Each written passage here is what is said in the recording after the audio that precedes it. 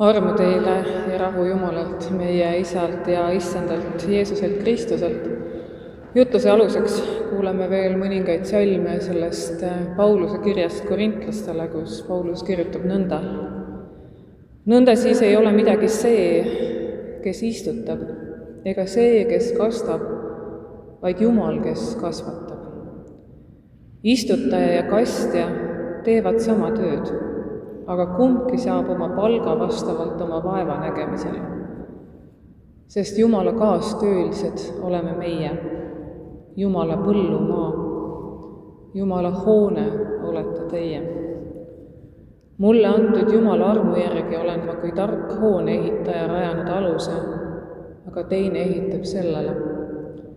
Igaüks vaadaku siis, kuidas ta ehitab. Jah, teist alust ei saa keegi rajada selle kõrvale, mis on juba olemas. See on Jeesus Kristus. Aamen.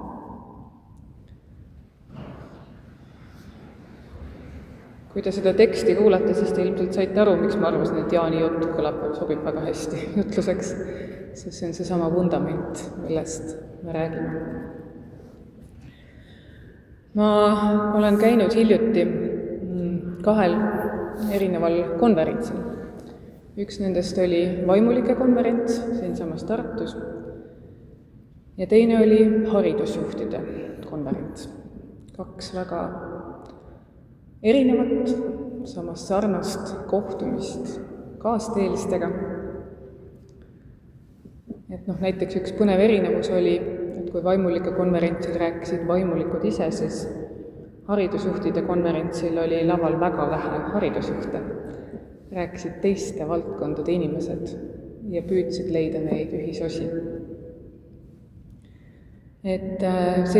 Ma tean, et vaimulike konverentsil on see taotluslik, kuna oligi vaja tegeleda selliste küsimustega, aga väga tore oli just vaadata, kuidas me saame omavahel erinevaid valdkondi siduda. Ja ma nüüd natuke räägin ühest mõlemast ja kuidagi ma loodan, et see jutt läheb lõpuks kokku. Lihtsalt, miks see mulle meenus, oli see, et vaimulike konverentsil kõlas korduvalt seesama mõte, mis on tänane juhtmõte. Inimene külvab ja kastab ja harib, aga Jumal laseb kasvada. Ja mõte oli, et laseme Jumalal ka tööd teha. Ärme püüa tema eest kogu tööd ära teha. See mõte oli ka, et ennetada läbipõlemist, et kui me viimalt mõistame, et see kõik ei ole meie käes, mis me oma elus teeme, siis see annab mingi uue hingamise. Et see oli selline oluline mõte, mille ma sealt kaasa võtsin. Haridusjuhtide konverents keskendus juhtimisele keerulises olukorras. Et kuidas juht peab olema majakas.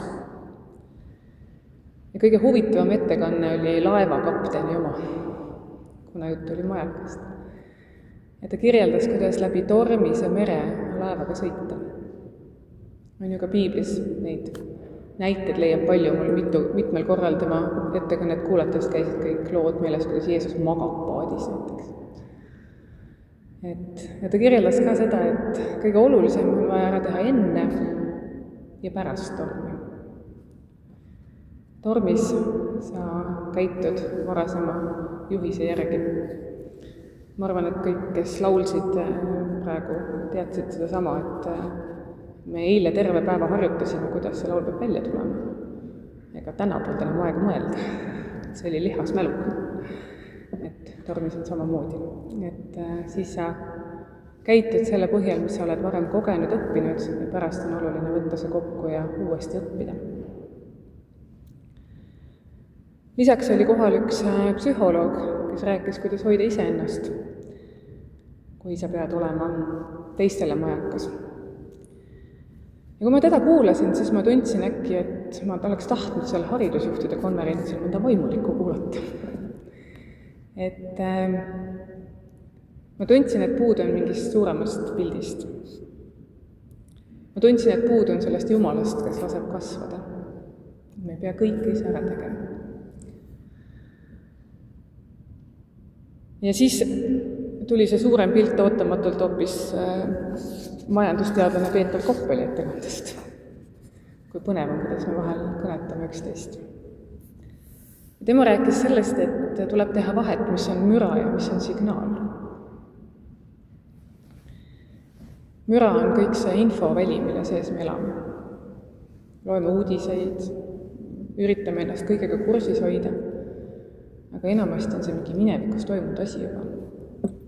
Tegelikult ei muuda meie elu kuigi palju. Signaal on mingi asi, mida me näeme, et mis loob muutust järgmise 5 aasta jooksul. No näiteks inimkonna vananemine. See, et meie rahvastikupüramiid muutub, see mõjutab meid ka 5 aasta pärast. Ja see pani mind mõtlema nagu laiemas kontekstis, et kui me vaatame oma elu tervikuna, siis milline info, mida me saame, on müra ja mis on signaal.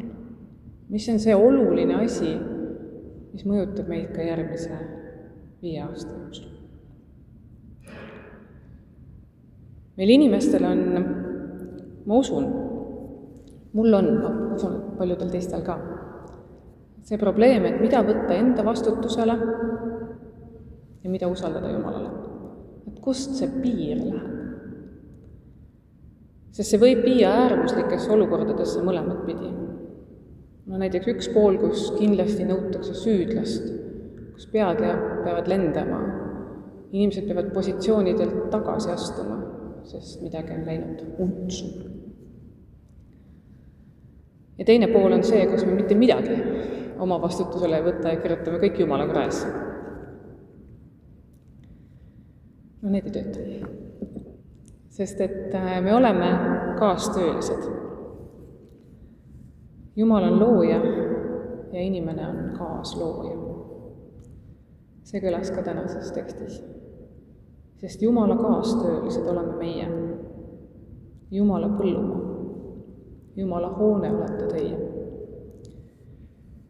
Meie ülesanne on harida ja hoida ja tormisel merel laeva juhtida ja olla see majakas teiste inimeste jaoks. Nii, et need silmad blingivad, eks ju.